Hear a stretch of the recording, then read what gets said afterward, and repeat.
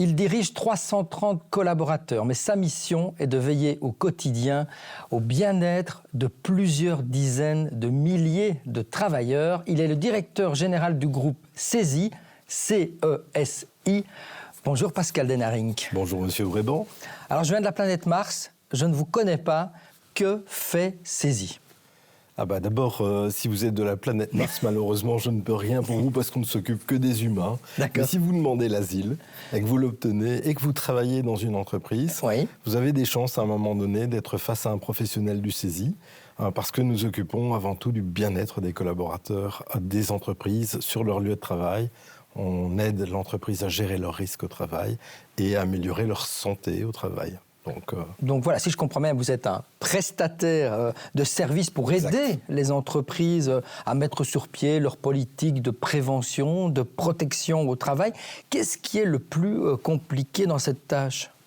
Bien, d'abord, ce sont des domaines très complexes et très diversifiés. La pluridisciplinarité est une réalité de tous les jours au sein du CESI, parce qu'on couvre des domaines qui sont très très larges. Le bien-être au travail, c'est les conditions de travail matérielles, traditionnelles, etc., jusqu'au sentiment, au vécu du collaborateur, en passant évidemment par tout ce qui se passe dans la vie quotidienne de l'entreprise. Donc on doit couvrir des domaines très larges qui sont liés à la santé, donc des domaines parfois très médicaux, puisqu'on fait du suivi individuel de santé avec une surveillance de santé médicale, en passant par les aspects psychosociaux, la sécurité au travail, l'hygiène, l'ergonomie, tous les domaines qui couvrent. Chaque fois que vous posez un acte dans le monde du travail, on est censé pouvoir intervenir. Vos 330 collaborateurs, ils sont surtout un profil médical ? Alors on a un département médical très important qui couvre plus de 200 travailleurs sur les 300 et quelques, parce que la surveillance de santé en Belgique est encore effectivement très présente et très balisée d'un point de vue légal. Mais on a énormément de conseillers en prévention ou de consultants en prévention, en amélioration des conditions de travail, donc qui opèrent à l'intérieur des différents départements de la maison. Ouais. Alors il y a toute une série, on le sait, d'obligations légales à respecter en la matière. Est-ce que les règles ne sont pas trop contraignantes, justement ? C'est une très très bonne question. Alors, dans le sens où effectivement, parfois il n'est pas toujours évident de suivre. Il faut savoir que notre législation principale, c'est le Code du bien-être. Le memento du Code du bien-être, qui est le résumé du Code du bien-être, fait 1100 pages à peu près. Ça vous donne une petite idée.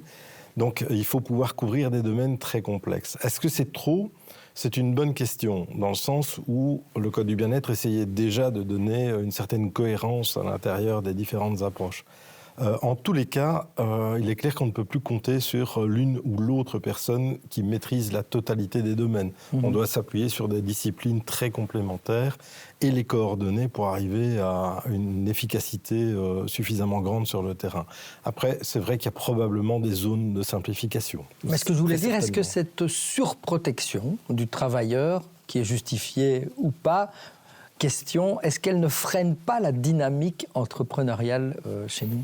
Alors là, je crois que c'est le contraire. Donc d'ailleurs, je ne peux pas utiliser le local, et je ne fais pas utiliser le vocable de surprotection. Je crois qu'effectivement, il faut trouver dans chaque entreprise, avec les professionnels de l'entreprise, le service interne de prévention et de protection du travail, le CPPT, qui est le meilleur organe, je dirais, de concertation sociale, il faut trouver les plans d'action spécifiques à l'entreprise qui lui convient le mieux. C'est-à-dire aller chercher dans la législation les choses qui sont les plus pertinentes et ne pas avoir une approche uniquement réglementaire, mais une approche circonstanciée, je dirais, propre à l'entreprise. Si on réussit ce défi-là, alors on ne parlera pas de surprotection. Si on essaye d'appliquer chaque chapitre dans le détail, sans partir d'une analyse des risques spécifiques à l'entreprise, là, vous risquez d'être bureaucrate. Alors, je l'ai dit, vous employez 330 collaborateurs chez CESI, mais par ricochet, vous veillez au bien-être de plus de 290 000 travailleurs, puisque CESI compte 16 000 entreprises qui sont affiliées. Ça crée challenge quand même. Oui, donc effectivement, en Belgique, il y a une particularité, c'est qu'il n'y a que 10 services externes agréés, qui sont d'ailleurs en concurrence les uns avec les autres. Donc, nous sommes des entreprises, des ASBL, mais ce sont des ASBL à gestion privée. Il n'y a pas de subside, il n'y a aucun subside délivrés aux services externes en Belgique, c'est uniquement la cotisation des entreprises. Et donc, on a forcément des entités qui sont significatives. Ça oblige à constituer des équipes solides avec une organisation sans faille. C'est une grande machine aussi au quotidien. Donc, on fait plus de 130 000 consultations médicales par an au CESI. On a un nombre incalculable, je n'ai pas le chiffre en tête, d'analyses de risque. Le nombre d'interventions est vraiment assez impressionnant. Je crois qu'il y a plus de 2000 commandes par an à gérer dans les différentes entreprises spécifiques en dehors des missions légales. C'est pour vous donner une petite idée. Il faut une organisation qui ne laisse pas beaucoup de place à l'improvisation. Donc en termes de management, vous, personnellement, ça va ? Oui, ça va très bien. J'ai surtout une excellente équipe qui gère ça très très bien et des équipes de cadres, pas seulement une équipe de direction, des équipes de cadres. Et on a surtout affaire à des professionnels qui sont traditionnellement très autonomes.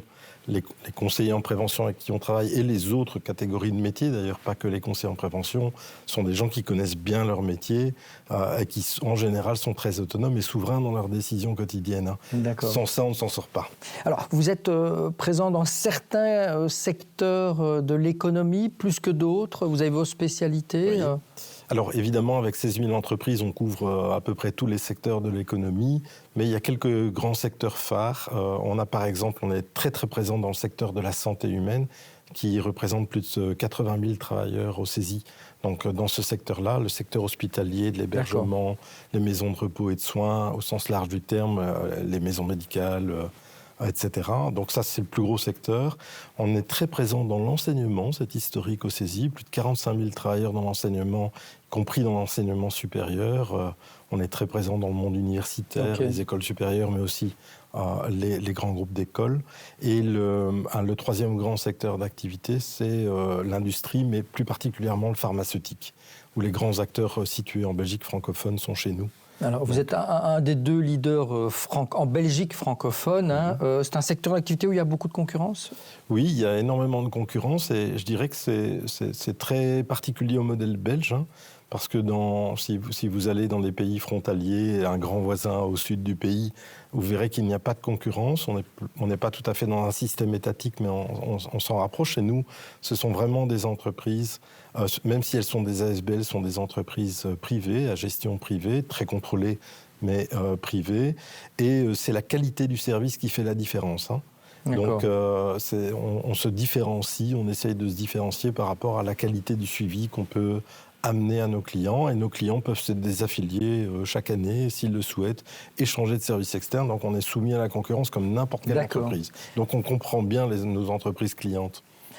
Alors le bien-être au travail, c'est très vaste comme notion. Est-ce qu'il y a des tendances ? On voit beaucoup, on parle depuis quelques années de ce fameux burn-out.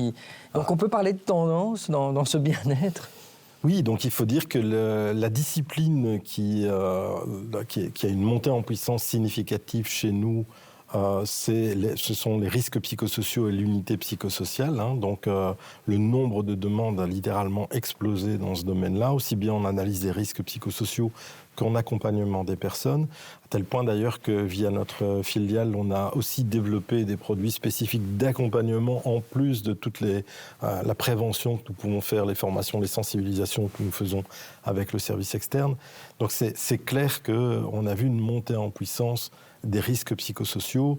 Avant, on avait les troubles musculo-squelettiques qui étaient très largement devant les absences et qui justifiaient surtout les absences de longue durée ou de moyenne durée. À l'heure actuelle, on est au coude à coude entre les troubles musculo-squelettiques qui sont toujours très présents et les risques psychosociaux. Un autre thème qui touche les entreprises, dont on parle beaucoup pour le moment, ce sont les malades longue durée, plus de 500 000 en Belgique. Est-ce que vous développez des programmes spécifiques pour le retour au travail de ces malades de longue durée ? Oui, alors il faut même remonter un peu la chaîne, il faut couvrir toute la chaîne de valeur. Si vous voulez vous en sortir sur la problématique de l'absentéisme, il faut couvrir toute la chaîne de valeur. Il y a évidemment toutes les mesures de prévention. Ça, c'est traditionnellement le cœur d'activité, je dirais, de notre groupe par rapport à ça. Donc, travail au sein de l'entreprise. Malheureusement, une fois que les travailleurs sont en incapacité, il y a évidemment des mises en place de réintégration qu'on est d'ailleurs en train d'affiner considérablement avec une approche pluridisciplinaire de ce retour au travail, qui est un grand défi. Donc on parle de réintégration au travail pour éviter de se retrouver en réinsertion professionnelle, c'est-à-dire malheureusement quand il n'y a plus aucune possibilité de réintégrer le travailleur au sein de son entreprise. Là, il revient sur le marché du travail. Alors, on ne l'a pas encore dit, mais à côté de votre service prévention, protection au travail, vous avez développé une autre structure qui s'appelle One, qui est davantage axée sur la formation, sur le conseil en management, c'est ça ? Alors, One touche très fort les aspects, donc historiquement parlant, One travaille sur les aspects managériaux, effectivement, et c'est toujours le cas. Il y a tout le volet ressources humaines. Par exemple, on y développe un centre d'expertise sur l'absentéisme dans une démarche pluridisciplinaire avec nos professionnels du service externe. Mais il y a aussi tout ce qui est accompagnement santé, puisqu'on est là dans une logique, je dirais, plus curative, ce que ne fait pas forcément un service externe qui s'occupe de prévention. On arrive tout doucement à la fin de cette interview. Dernière question, Monsieur Denaring. Dans ce secteur qui est quand même très particulier, de la protection, prévention des risques au travail, vous, en tant que manager, c'est quoi vos plus grands défis à l'heure actuelle ? Il y en a plusieurs. Il y en a qui sont à plus court terme, comme la réintégration, on vient de le dire. Ça, c'est réellement un défi maintenant parce qu'on est tous face à la même problématique auquel on doit faire face. Donc ça, je crois que c'est la grande problématique. Mais il y a une évolution des risques au travail qui est considérable. On a des grands défis comme les problématiques de l'inclusion, par exemple, et de la diversité, sur laquelle on doit vraiment travailler parce que ça touche fondamentalement les équilibres dans l'entreprise. On a le changement climatique qui a un impact direct sur les conditions de travail sur lesquelles nous devons préparer. Nos méthodologies doivent évoluer par rapport à ça. Et l'introduction de l'intelligence artificielle, parce que ça change considérablement le rapport au travail et voire même la place du travailleur lui-même. Donc c'est clair qu'on va devoir faire face à tout ça avec nos méthodologies de prévention et de prise en charge des collaborateurs, quand même la notion même de bien-être au travail est en train de fondamentalement évoluer. Donc l'intelligence artificielle, aujourd'hui, on sent déjà les effets, la répercussion sur le bien-être au travail. Alors, certains travailleurs se sentent démunis et plus seuls que jamais. Oui, alors on est face à une situation un peu de transition où l'intelligence artificielle fait peur à de très nombreux travailleurs. Donc on est déjà en train de créer un risque psychosocial majeur pour certaines catégories de personnel. Mais il est clair qu'à un moment donné, l'utilisation même de l'intelligence artificielle va amener d'autres catégories de risques, et notamment la difficulté, par exemple, à faire face au flux d'informations, à la véracité d'une information, au risque de se tromper. Et donc, vous voyez, il y a quand même une montée en puissance des risques psychosociaux. Il y a du boulot. Vous avez encore beaucoup de travail devant vous. Merci Pascal Denaring d'être venu nous parler de CESI. Avec plaisir. CESI, c'est dans la boîte.